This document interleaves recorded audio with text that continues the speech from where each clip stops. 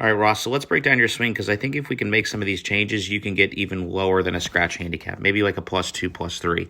So the first thing you're going to see is that as you go back, you're going to push your hands out from the start, right? When you push the hands out, it makes the club go in. So right off the bat, like basically 2 inches off of your start of your backswing, your hand plane is off plane, right, by pushing out.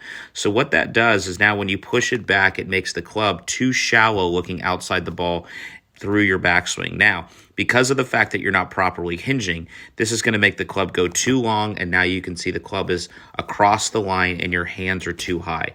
So what happens from here is now it's just a snowball effect because the fastest distance between 2 points is a straight line. So now as you take your hands back at the ball, you can see how high this club is relative to the original plane line of this red line, whereas we really want at this stage to have your hands kind of down here above your toes and then that club to be back here on the plane, like kind of through your right forearm. So now with this club coming down too steep, right, you're going to be forced to kind of pitch it out and tip it out, right, which is why some of the understanding, like when you told me about your game, you struggled with it being low and left.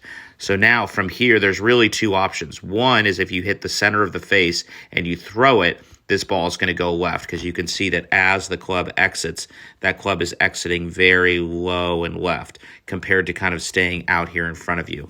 But at the same time, you could have the same miss, whereas if it's coming steep, you could then stand the handle up, and you can see how when you're doing that, it puts the shaft above your right arm, and then that's going to shoot the ball out to the right. So it really creates this two-way miss rather than having a stock shot miss. So the first thing we need to do is get the hands working in, the club working out, right? And then that allows the first part for the backswing to be steep, looking at or inside the golf ball, and then that would allow everything else to fall in line. But we got to do first things first, but now we at least have a starting point of what we need to do to build a swing that's built around physics and efficiency. Hope this helps.